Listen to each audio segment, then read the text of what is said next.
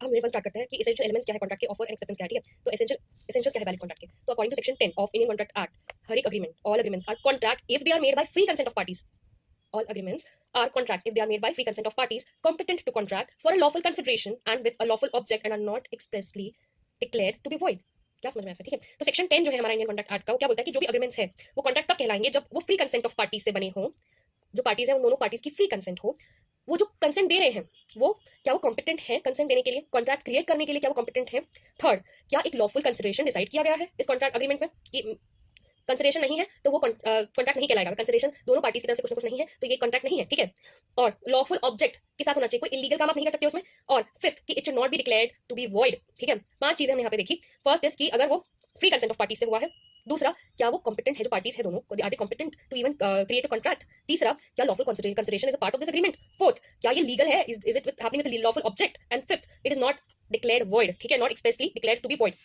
अब there must be 2 parties of course, तो खुद से कोई कॉन्ट्रैक्ट कर सकता है क्या, नहीं। तो one cannot contract with himself. A contract involves at least 2 parties, one party making the offer, the other party accepting it, ठीक है। There must be an agreement. An agreement is an outcome of what, of an offer and acceptance.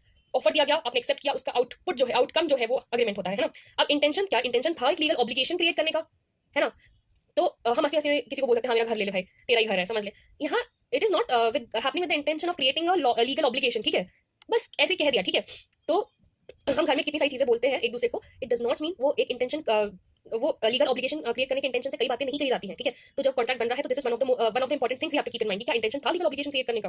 तो जैसे कि in case of domestic social and political agreements the law presumes that the parties did not have an intention to create legal relations. कोई भी domestics, मैंने कहा domestic sphere में अगर आपका कोई ऐसा अग्रीमेंट हुआ है, कोई सोशल सर्कमस्टेंसेस में या पॉलिटिकल अग्रीमेंट आपका हुआ है, तो लॉ प्रिज्यूम कर लेता है कि ऐसा कोई लीगल रिलेशन बनाने का कोई इंटेंशन नहीं था, ठीक है। In case of commercial agreements the law presumes that the parties had the intention to create legal relations, है ना। डोमेस्टिक सोशल पॉलिटिकल में ऐसे बस बोल दिया तो उसको हम नहीं मानते कि लीगल ऑब्लिगेशन क्रिएट करने का उनका इंटेंशन था। लेकिन हाँ, कमर्शियल में अगर हो रहा है इस अग्रीमेंट तो लॉ प्रिज्यूम कर लेता है कि हाँ लीगल इंटेंशन था, तभी तो उन्होंने क्या बोलते हैं अग्रीमेंट, क्या it happens only in the commercial agreements, not in domestic social and political. अब चौथी बात, lawful consideration and lawful object and not opposed to public policy should be present. हमने देखा कि कंसिडरेशन जो है it is referred to as quid pro quo. Quid pro quo मतलब क्या होता है, समथिंग इन रिटर्न, कि मैंने आपको घर दिया, आपने मुझे रिटर्न में क्या दिया, मैंने आपको पैसे दिए, आपने मुझे उसके बदले में क्या दिया, दिस इज कंसिडरेशन, है ना, कि समथिंग इन रिटर्न, ये होता है कंसिडरेशन। तो सेक्शन 23 स्टेट करता है कि कंसिडरेशन और object is not lawful if it is prohibited by law. मैंने बोला कि मेरे को गांजा चाहिए, ड्रग्स चाहिए, पे मी मनी फॉर इट, ठीक है। अग्रीमेंट हो गया, लेकिन क्या जो मैं आपको दे रही हूँ एक तरफ से भी जो कंसिडरेशन जो ड्रग्स है, जब से मांग रही हूँ या फिर आपको दे रही हूँ, तो क्या ड्रग्स लीगल लॉफुल ऑब्जेक्ट है, नहीं। तो यहाँ पे हम बोलेंगे क्या, क्या कोई जिसने पैसे दिए और मान लो सामने वाले ने ड्रग्स सप्लाई नहीं किया, क्या वो कोर्ट में जाके बोल सकता है कि कॉन्ट्रैक्ट हमारा हुआ था, इसने नहीं दिया। नहीं, पहली बात तो आपका कॉन्ट्रैक्ट वो वैलिड ही नहीं है, क्योंकि आपका जो आप सप्लाई जिस चीज का प्रोडक्ट आप बात कर रहे हो उसमें से एक जो चीज है वो लॉफुल ही नहीं है, ठीक है। It is prohibited by law और it is such as it would defeat the provisions of law, है ना। if it is fraudulent or involves injury to the person or property of another or court regards it as immoral or opposed to public policy। आप कोई भी ऐसा contract करो जिससे किसी को हानि पहुंचे, फ्रॉड हो किसी के साथ, या इमोरल हो या पब्लिक पॉलिसी के खिलाफ हो, उसे कंसिडरेशन नहीं माना जाएगा। ये कहाँ स्टेटेड है, सेक्शन 23 में ये चीज बात कही गई है, ठीक है। और कॉम्पिटेंसी और capacity of parties to enter into contract must be ensured. Section 11 जो है इंडियन कॉन्ट्रैक्ट एक्ट का, वो स्पेसिफाई करता है कि हर एक person, that every person is competent to contract who is of the age of majority, sound mind and not disqualified from contracting. कहाँ ये बात हो रही है कि कॉम्पिटेंट है कि नहीं है, ये सेक्शन 11 में बात हो रही है कि हर एक इंसान, सेक्शन 11 इंडियन कॉन्ट्रैक्ट एक्ट का बोलता है कि हर इंसान जिसने मेजॉरिटी अचीव कर ली है, मतलब 18 ईयर्स अचीव कर लिया है, 18 ईयर्स एज अचीव कर लिया है, वो साउंड माइंड का है और उसे डिस्क्वालीफाई नहीं कर दिया गया है फ्रॉम कॉन्ट्रैक्टिंग, वो कॉम्पिटेंट है ना। फिर हम बात करेंगे free consent of the parties is necessary. दो या दो से ज्यादा लोग are said to consent when they agree upon the same thing in the same sense, this can also be understood as identity of minds and understanding the terms viz, जिसको हम बोल सकते हैं कंसेंसस एड आइडम। मतलब हमने जो समझा, हमने एक तरह का समझा, मैंने जो समझा वो आपको अभी वही बात कर रहे हो, ठीक है। तो उसे हम बोलेंगे consensus ad idem. Further, such a consent must be free. That is, it should not be caused by coercion, undue influence, etc. ठीक है। जबरदस्ती से अगर कोई चीज हो रही है या फिर किसी के इन्फ्लुएंस में आके कोई चीज हो रही है तो हम नहीं कहेंगे कि वो फ्री कंसेंट ऑफ पार्टीज था, ठीक है। Terms of agreement should be capable of performance. हम कोई भी ऐसा अग्रीमेंट को हम वैलिड नहीं मान सकते जो परफॉर्म करना ही पॉसिबल नहीं है। मैं बोलूंगी हमने अग्रीमेंट किया कि वो मेरे तारे लेकर आए, I will pay him for it, क्या ये पॉसिबल है, नहीं। तो अगर टर्म्स ऑफ अग्रीमेंट्स अगर परफॉर्म करने के वो पॉसिबल ही नहीं है, of course it is not valid. Where the meaning must be certain, the agreement must be certain and not vague or indefinite.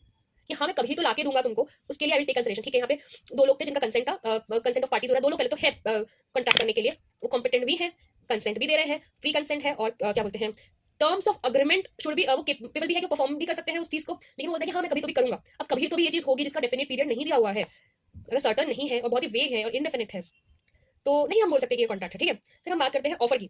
अब मीनिंग ऑफ ऑफर या फिर प्रपोजल क्या होता है, ये बात कही है सेक्शन 2A में. When one person signifies to the another his willingness to do or to abstain from doing something with view to obtaining the assent of that other to such act or abstinence, he is said to make up a proposal. अब offer क्या है? Offer वो है जो इंसान एक proposal दे रहा है, is called as an offer और प्रपोजल. ठीक है, जिसको ऑफर किया जा रहा है वो कौन है? ऑफरी है. ठीक है, the person the proposal is made to is called as offeree. अब एसेंशियल्स क्या है वैलिड ऑफर के? It must be clear, definite, complete and final in terms and not be vague in terms. Clear होना चाहिए, definite होना चाहिए और final होना चाहिए. एम्बिगुअस नहीं होना चाहिए, वेग नहीं होना चाहिए. ठीक है, it must be communicated to the offeree. ऐसे नहीं मन में सोच लिया, कम्युनिकेट होना चाहिए ऑफरी को ये चीज. Third, it is communicated either in writing और इज ओरल. राइटिंग में हो या ओरल हो.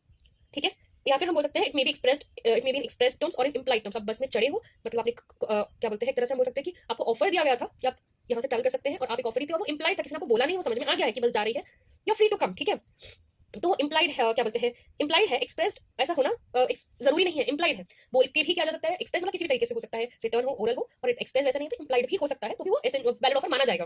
फिर टाइप्स ऑफ ऑफर, एक होता है जनरल ऑफर, जैसे मैंने सजेस्ट किया बस एग्जांपल. वो किसी को जाके बोलते नहीं है, वो अंडरस्टूड है, इम्प्लाइड है. ठीक है, तो if an offer is made to specific person it is called as specific offer. Such offer can be accepted by such specific person. ये है specific offer. Sorry, general offer क्या है?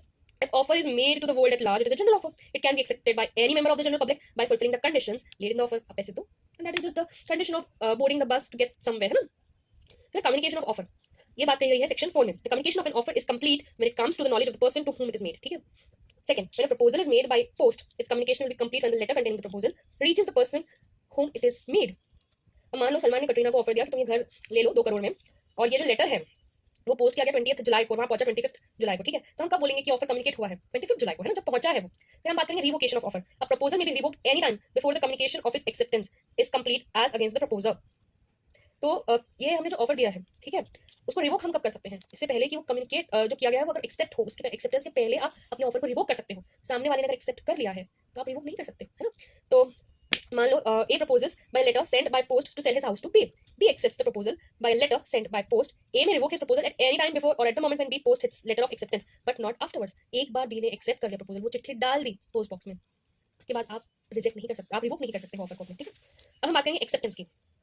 एक्सेप्टेंस का जो डेफिनेशन है वो दिया गया है, या मीनिंग है वो दी गई है सेक्शन 2B में.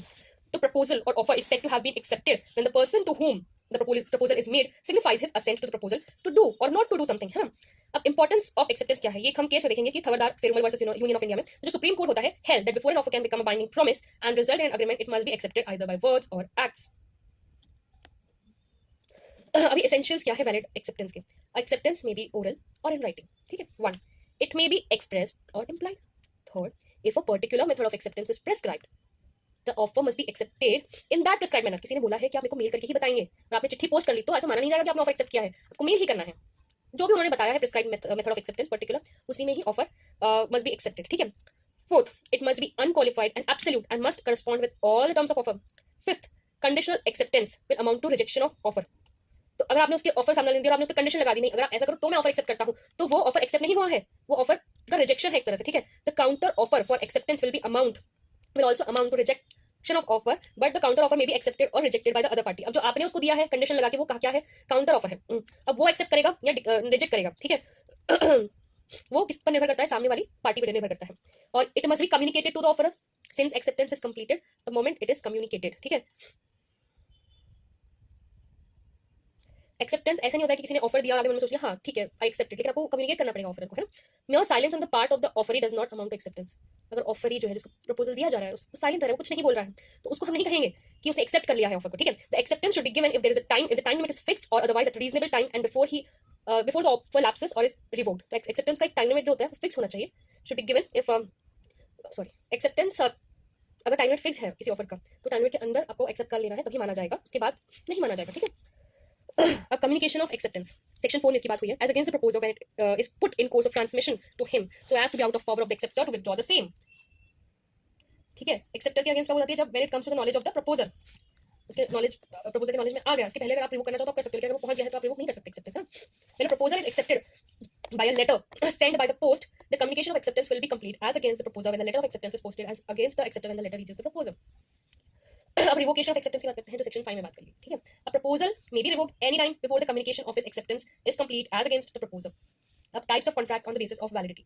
valid contract. Contract which consists all the elements of valid contract and is not expressly declared void, वो एक valid contract है.